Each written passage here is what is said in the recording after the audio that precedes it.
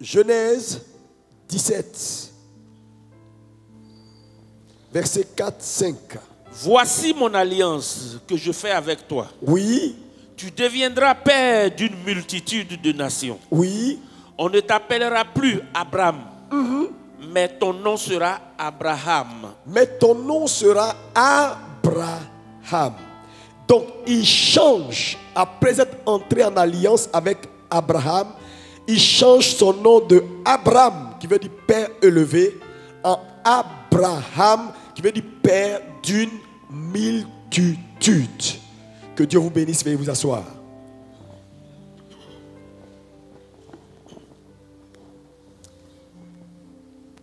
Nous avons commencé cette étude, qui est une étude importante, par dire ceci. Lorsque Dieu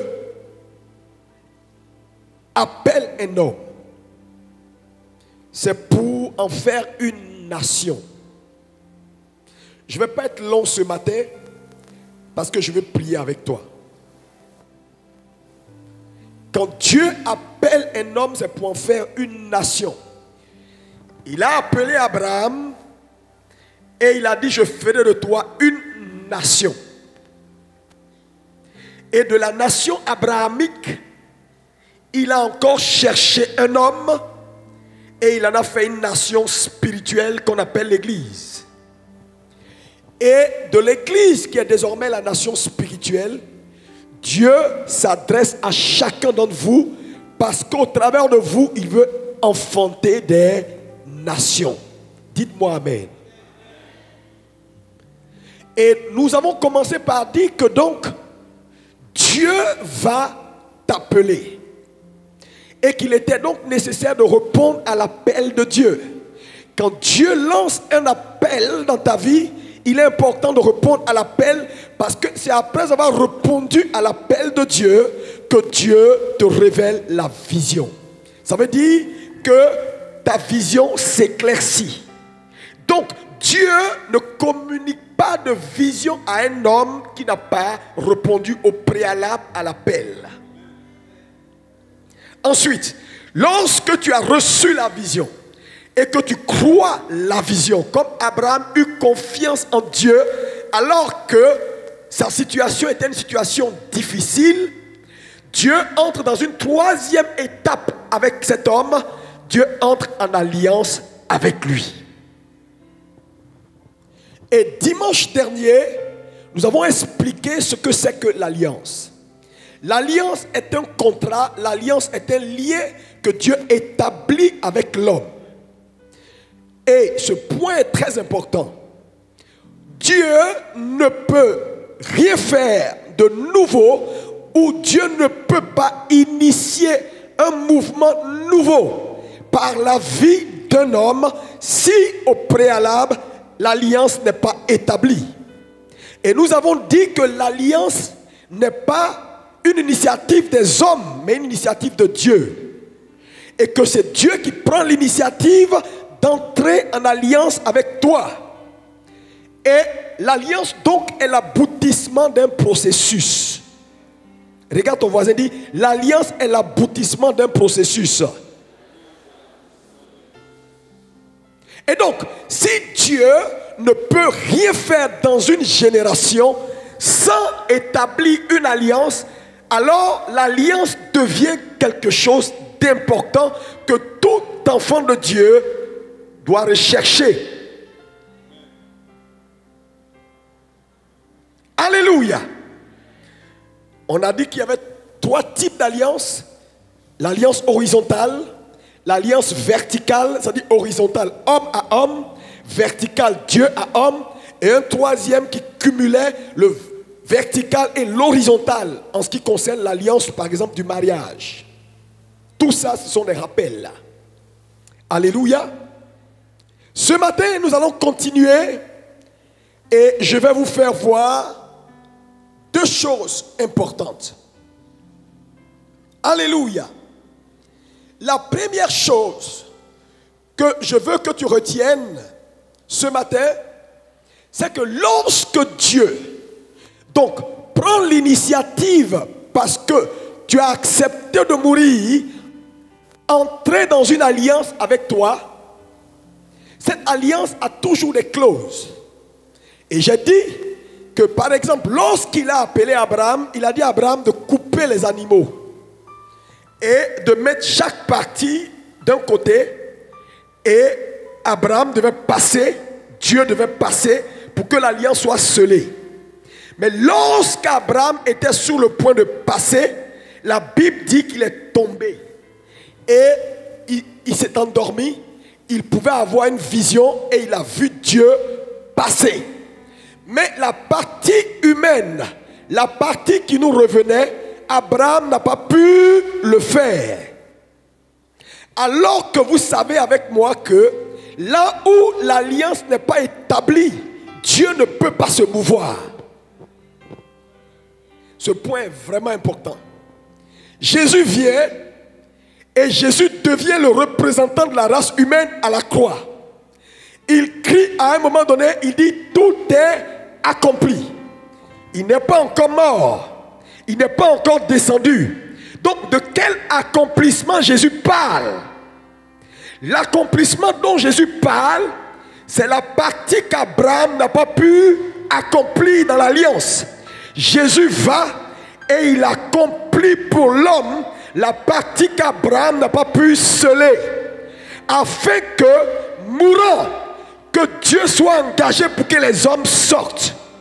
Parce que s'il ne l'avait pas fait, aucun homme ne pouvait ressusciter avec Jésus. C'est pas possible. Donc c'est un fait qui est important à comprendre. Lorsque celui qui contracte l'alliance, la Bible dit, pour qu'un testament ait de l'effet, il faut que la mort du testateur soit constatée. Quand on parle de testament, on parle d'alliance. Nouveau testament, nouvelle alliance. Donc là où la mort du testataire n'est pas constatée, le testament ne peut pas prendre effet.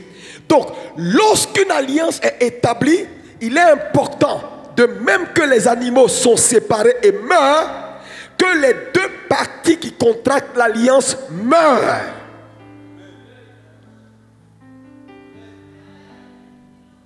Allô? Allô?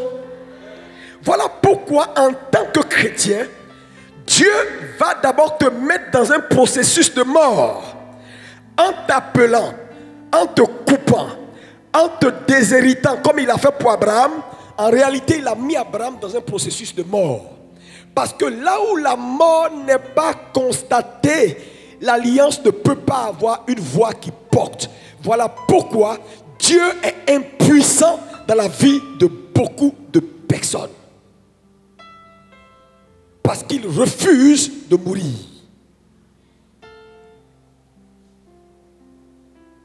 Regarde ton voisin, dit voisin, il va falloir que tu meurs à toi-même.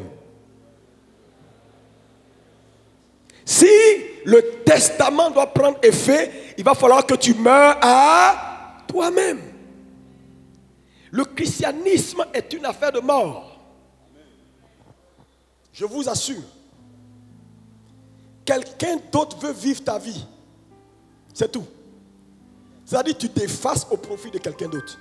Donc en réalité, aucun homme ne peut vivre le christianisme qui va plaire à Dieu sans mourir. C'est dans la mort que l'alliance prend effet et que Dieu s'engage vis-à-vis de toi. Si tu es trop vivant, Dieu ne peut rien faire pour toi. Les gens vont t'attaquer, Dieu va regarder. Des malheurs vont arriver, Dieu va regarder. Pourquoi? Ce qui engage Dieu dans les promesses qu'il t'a faites, c'est d'accepter de mourir comme les animaux là sont morts.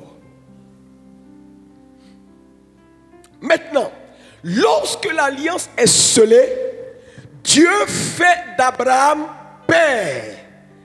Il dit, je te fais père. Est-ce qu'on peut dire avec moi père? Mais ça veut dire quoi, père? Et ça c'est important.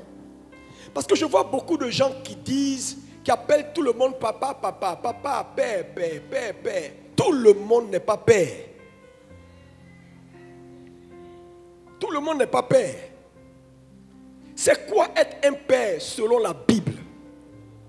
Il dit à Abraham, je te bénirai et je ferai de toi père d'une multitude.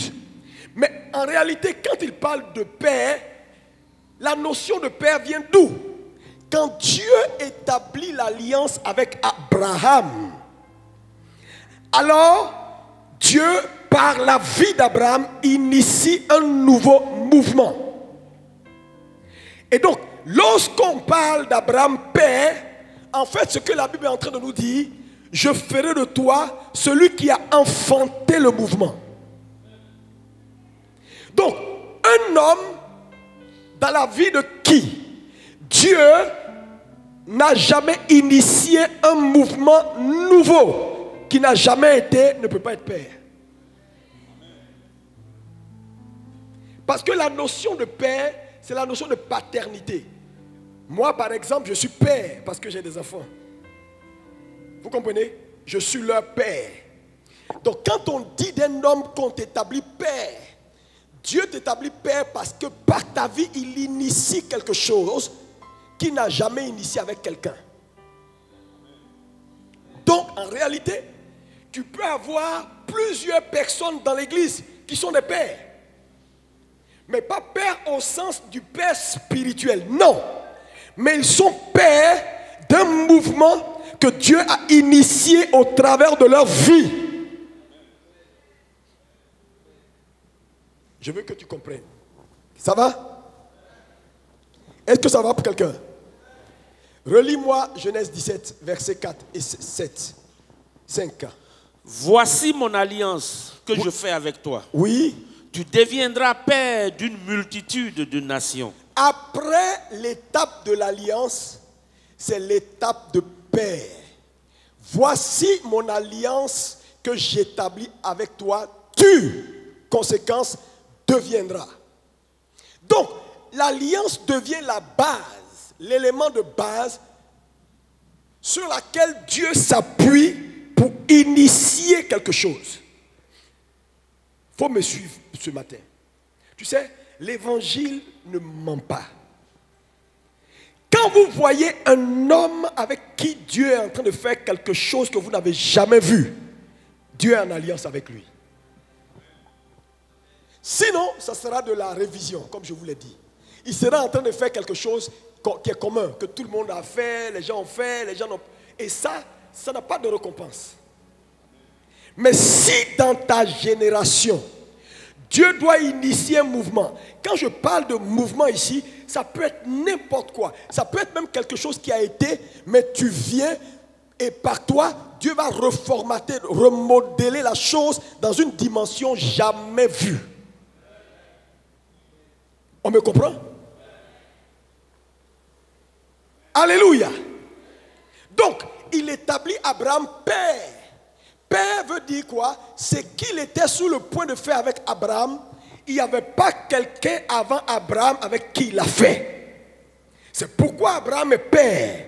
Père, voilà la notion de père.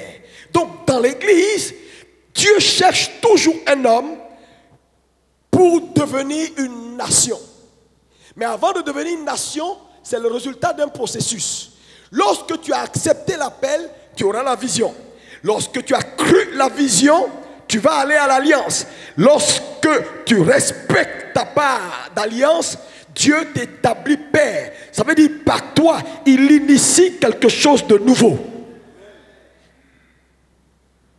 Et ma prière pour vous ce matin, c'est que tu comprennes que ta présence ici-bas n'est pas juste une présence ordinaire.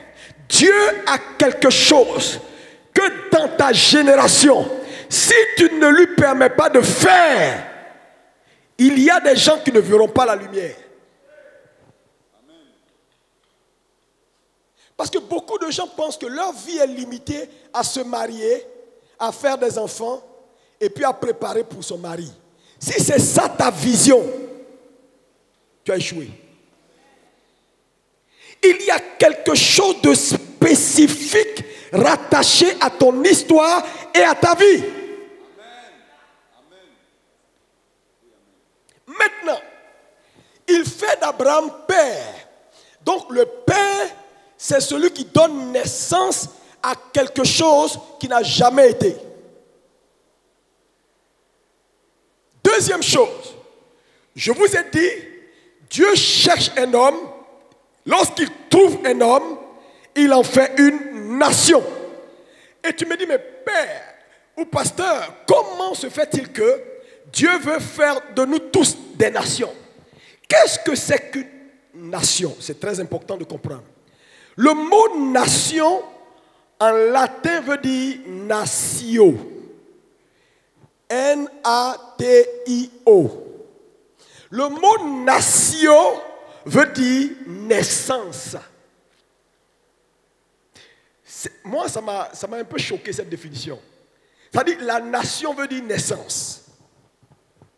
En d'autres termes, Dieu veut faire de toi une nation. Ça veut dire, Dieu veut par ta vie enfanter. Et c'est du mot nation que vient nationalité. Tu es né de cette entité qu'on appelle nation. Donc la nation veut dire naissance. Donc quand Dieu choisit Abraham, il avait un objectif. Abraham devait répondre à l'appel. Lorsqu'Abraham franchit les étapes, il entre dans une alliance avec Abraham qui va devenir le socle de ce qu'il est sur le point de faire. Alléluia. Et à partir de cette alliance, donc, il fait d'Abraham père. Abraham devient père parce qu'il doit enfanter quelque chose. Il doit enfanter une nation. Il doit enfanter quelque chose qui n'a jamais été. Donc, Abraham enfante cette nation-là. Alléluia. Qui est la nation d'Israël. Ça, c'était le cas abrahamique. Mais dans ton cas, Dieu également veut enfanter des nations. Il y a des choses que Dieu veut enfanter par ta vie. Un exemple.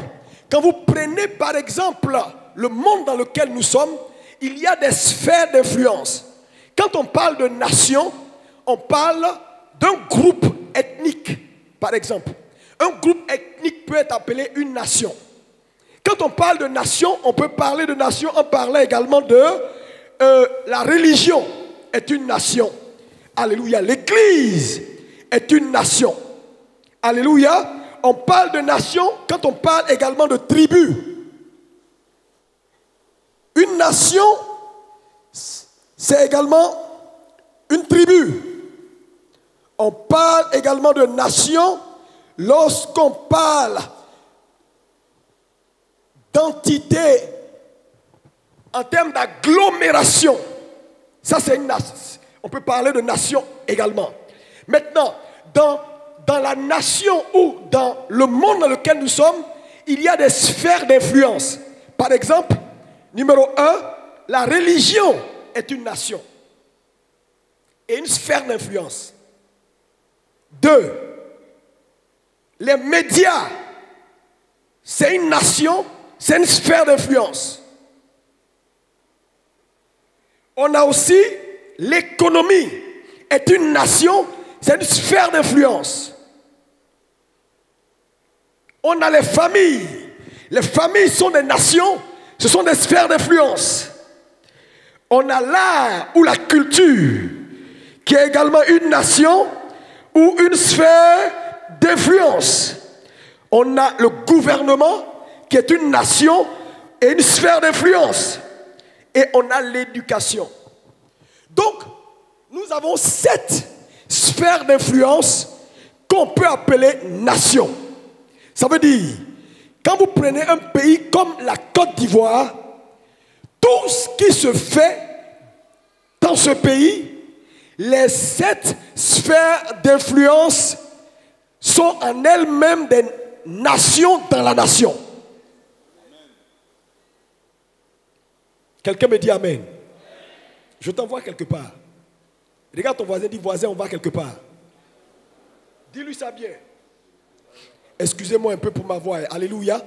Donc, ces 7 sphères d'influence sont des nations dans la nation.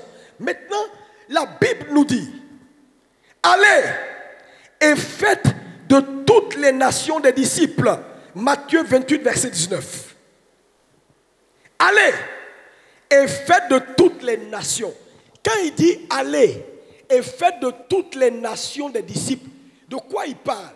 Il parle des 7 sphères d'influence que je viens de citer. Allez et faites de ces nations-là, médias, divertissement, art, culture, gouvernement, économie, famille, éducation. Faites de ces nations-là des disciples. Ça veut dire quoi? Allez imposer mon règne dans ces nations en enfantant un autre système qui va contrôler ces sphères-là et imposer le royaume de Dieu. Ça veut dire quoi? Ça veut dire que l'affaire du christianisme là va au-delà de venir toujours à l'église confesser son péché. Parce qu'aujourd'hui, quand vous regardez l'église, je me suis posé une question. J'ai dit, mais Seigneur, si ta mort et ta résurrection, c'est juste venir s'asseoir tous les dimanches, et puis on va se sanctifier avec le sang de Jésus. On est entre nous, on se gifle, on parle en langue, on se gifle, on parle en langue. Frère, ça veut dire que quelque chose ne va pas. Le christianisme doit être plus que ça. Ça veut dire quoi? À un moment donné dans ta vie, tu dois laisser les choses de l'enfance. Les histoires de péché. Je suis tombé hier, j'ai menti hier, j'ai mangé du riz hier. Frère, si tu es encore dans ces choses, tu n'as pas encore commencé avec Dieu. Dieu est à la poursuite d'un plan. Comment bâtir des nations par nos vies? Frère, Dieu cherche des hommes qu'il va établir pères de mouvements nouveaux. C'est important de comprendre ces vérités. Mais regardez l'église. C'est pourquoi l'église est faible. C'est pourquoi l'église n'a pas d'influence. Parce que selon la pensée de Dieu, l'église doit infiltrer les systèmes des nations. Regardez, dans l'économie, qui domine là-bas? Dans les arts et la culture, qui domine là-bas? Dans l'éducation, qui domine là-bas? Dans les familles, qui domine là-bas? Satan a compris que lorsque tu as contrôlé ces sphères d'influence qui sont en elles-mêmes des nations, c'est fini. Et les gens que vous voyez dans le monde là, ils n'ont rien à foutre avec votre affaire de Jésus. Le monde se gagne par influence et par choix de valeur. Pas par Jésus. Non. C'est pourquoi, partout où Dieu vous positionne, vous êtes des serviteurs de Dieu. Dans les banques, vous êtes serviteurs de Dieu. Dans l'agriculture, vous êtes serviteurs de Dieu. Dans les médias, vous êtes serviteurs de Dieu. Dieu veut que ton champ d'influence soit contrôlé et qu'à partir de toi, Dieu veut infiltrer le système des nations. Tu sais, ce n'est pas un message qui est commun. C'est pourquoi les gens ne comprennent pas. Tout le monde ne va pas être prédicateur. Je vous dis, vous ne serez pas tous ici à la chaire pour diriger. Moi, je suis en train de faire mon boulot. Toi, qui es à la banque, tu dois faire ton boulot. Et ton aspiration, c'est comment infiltrer le système. Tu es un espion dans ton boulot. Et un colon colonise. Regarde ton voisin, dit tu es un colon, un colonisateur pour Jésus. Mais regardez nos hommes d'affaires. Ils ne se sentent pas serviteurs de Dieu là où ils sont. Voilà pourquoi l'église est faible. Voilà pourquoi l'église ne s'en sort pas. Voilà pourquoi l'église n'a pas d'impact. Dieu veut bâtir des nations. Allez et faites de toutes les nations. Les nations. Il ne parle pas forcément d'aller prendre la France et puis dire, la France, je te baptise. Tu as baptisé la carte de la France? Allez prendre l'Espagne, je baptise la carte de l'Espagne. c'est des systèmes de valeurs, c'est des systèmes de pensée. Allez imposer notre système que je vais faire naître par vous. Donc tu deviens père d'un mouvement qui n'a jamais été. Par exemple, si tu opères dans l'agriculture, à partir de ta consécration et de ton alliance avec Dieu, Dieu va démarrer quelque chose qui n'a jamais été dans l'agriculture. Et à partir de toi, cette influence va gagner les territoires. Et pendant que cette influence gagne les territoires, c'est Jésus qui étale et qui installe son règne.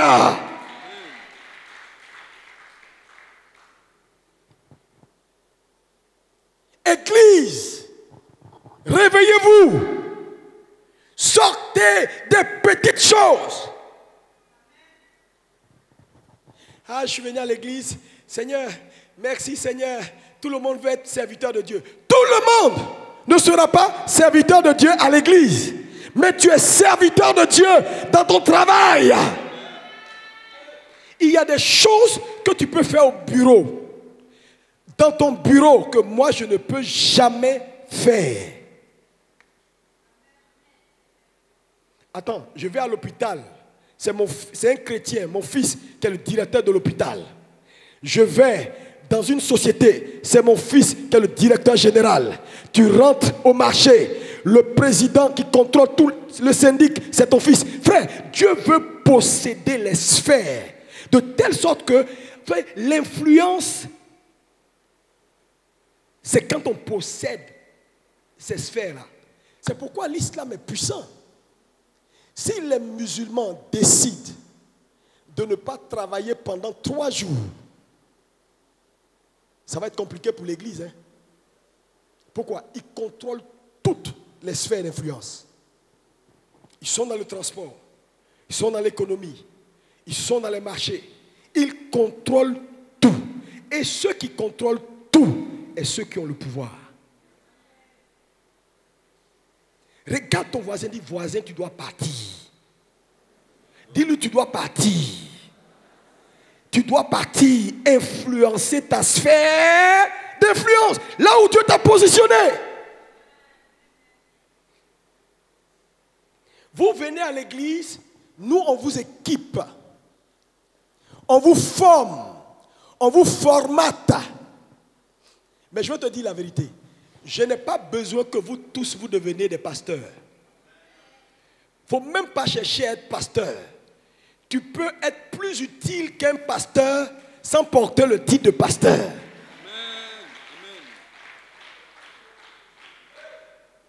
Parce que tout le monde croit que la finalité, je suis serviteur de Dieu et puis pasteur. Frère, directeur de banque, tu es serviteur de Dieu.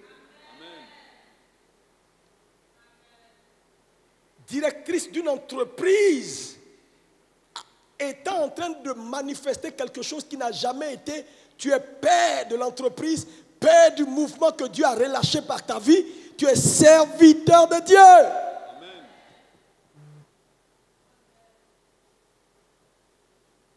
Demande à ton voisin, tu es père de quoi? Non, il faut qu'il te réponde. Tu es père de quoi? Il y a quoi que Dieu a initié de nouveau avec ta vie? Qui n'a pas fait avec quelqu'un avant? Si tu n'es pas encore arrivé là, tu n'as pas commencé avec Dieu. Ça veut dire que tu n'es même pas encore arrivé à l'alliance. Parce que c'est à partir de l'alliance que Dieu déploie quelque chose par ta vie. Tu le sauras que tu es spécifique. Tu le sauras que c'est différent. Tu le sauras. Regardez par exemple dans le monde, quand on parle des icônes, prenez un gars comme Mandela. Tu ne peux pas parler de politique, réussite politique, sans avoir son image en tête. Pourquoi? Parce que dans sa génération, il a fait ce que aucun n'a fait. Dis-moi, qui a le parcours de Mandela? Personne. Il a initié une nouvelle façon de faire les choses que personne n'a jamais fait avant lui. Quand tu parles de bienfaisance, est-ce qu'on peut parler de bienfaisance sans citer Mère Teresa? Parce qu'elle a fait dans sa génération ce que personne n'a fait avant elle. Frère, ce qui rend père, c'est l'initiative que Dieu, ou c'est ce que Dieu enfante par ta vie. Les chrétiens sont communs. Quand on dit toi ton nom, quand on dit ton nom, on pense à quoi? On pense à quel mouvement? On pense à quelle activité? Quand je dis frère Jean-Pierre Kofi, à quoi ton nom nous ramène? Rien du tout. Du bruit et des palabres. Non, c'est sérieux ce que je suis en train de vous dire. Hein? Ce matin, je veux te faire prendre conscience. Il a dit à Abraham, je ferai de toi père. Et il continue pour dire, et tu seras une source de bénédiction. Ça veut dire quoi? Quand Dieu établit un homme père, c'est-à-dire par ta vie, il donne naissance à quelque chose. Le fait que tu sois le premier à donner naissance à la chose, tu es le père du mouvement ou de ce que tu as initié. Maintenant, il dit, non seulement tu es père, mais tu es à l'origine de toute bénédiction rattachée à ce qui est relâché.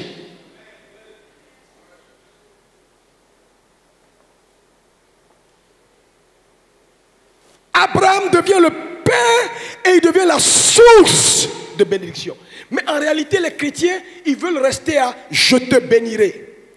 Bénis-moi Seigneur, mais la deuxième étape qui est « je ferai de toi une source de bénédiction ». Mais tu ne peux pas être source de bénédiction si tu n'enfantes pas un mouvement. Ce n'est pas possible. Regarde ton voisin, dis voisin. Il y a quelque chose que Dieu veut sortir par ta vie, dans ta génération. Moi, je crois que dans ma génération, il y a quelque chose que Dieu m'a envoyé sur cette terre accompli. Qui sera de tout point différent de ce que mes contemporains vont faire. J'ai cette conviction. Voilà pourquoi je reste acharné et je continue à pousser. C'est pourquoi je sais que je suis un père. Yeah. Non. On n'appelle pas tout le monde père. Qu'est-ce que Dieu est en train d'enfanter par ta vie, dans ta sphère d'influence? C'est pourquoi si tu es travailleur, tu es dans cette église, voilà la pensée que tu dois développer maintenant.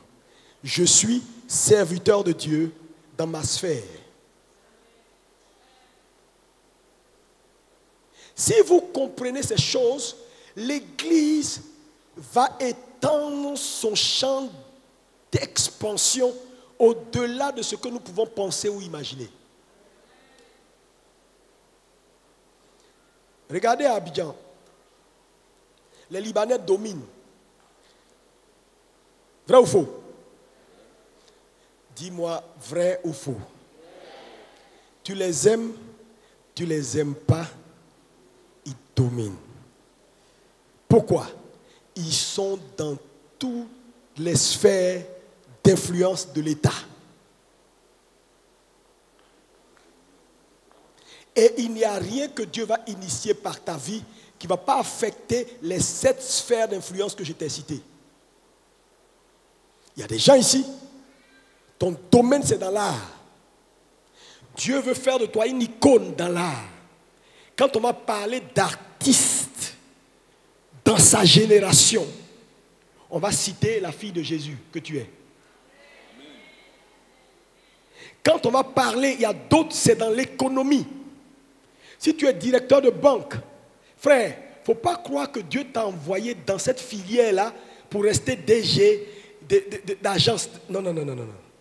Dieu veut qu'à un moment donné, tu joues les premiers rôles et tu sois là où... Attendez, quelle serait la bénédiction de l'Éternel si on vous apprend que Joël Touré est le nouveau président de la BCAO?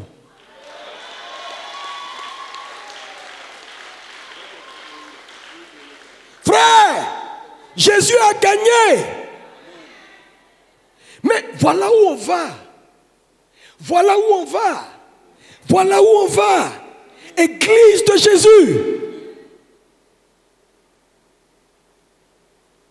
C'est pourquoi si tu es là ce matin, arrête d'être tout le temps dans les petites choses.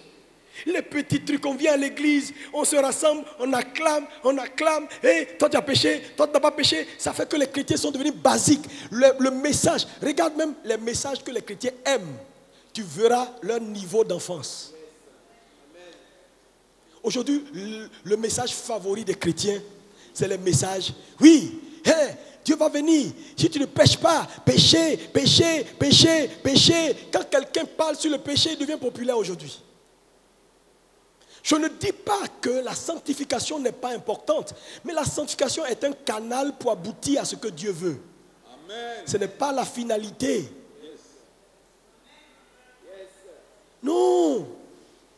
Il te purifie pour devenir quelque chose, mais il ne te purifie pas pour rester purifié et puis assis dans l'église. Il gagne quoi? Est-ce qu'il mange la sanctification? Amen. Regardez le visage de l'église.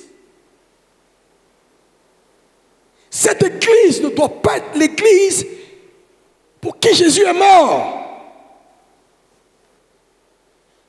C'est pourquoi si tu es là ce matin, je vais t'engager. J'ai dit je ne vais pas être long ce matin parce que Dieu m'a mis profondément dans mon cœur que tous les hommes d'affaires, travailleurs dans cette église, quel que soit là où Dieu vous a positionné, que votre vision soit une vision d'expansion, de colonisation. Amen. Dieu veut infiltrer le système des nations.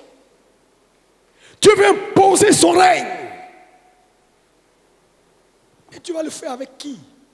Pas avec des gens qui... C'est pourquoi il faut que le message de l'église aussi monte en niveau. Il faut équilibrer le message. De même que tu demandes aux gens de marcher dans la sainteté, dans la sanctification. Regardez la vie d'Abraham. Dieu n'est pas resté à le séparer. Quand Dieu l'a séparé, quand Dieu l'a fait quitter, quand Dieu a fait qu'il a payé le prix, il est passé à une deuxième étape où Dieu lui a montré maintenant des choses. Il a contemplé les étoiles du ciel. Il avait quelque chose fixé dans son esprit. Qu'est-ce qui est dans ton esprit? Qu'est-ce qui est dans ton esprit? Rien. Quand il a cru ce que Dieu lui a montré, Dieu est passé à une troisième étape pour dire, faisons alliance. Désormais, je suis pour toi.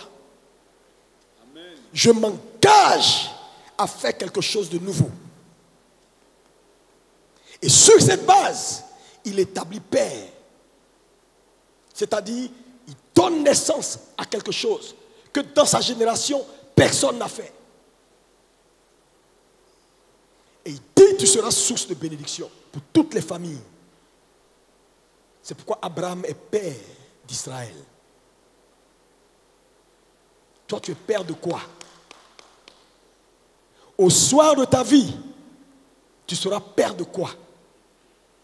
Quand tu vas retourner vers Dieu, Dieu va checker. Il va dire, le frère Kobu, le frère Tan a été père d'eux. Tu es père de quoi? On peut associer ton nom à quoi? Dans ta génération.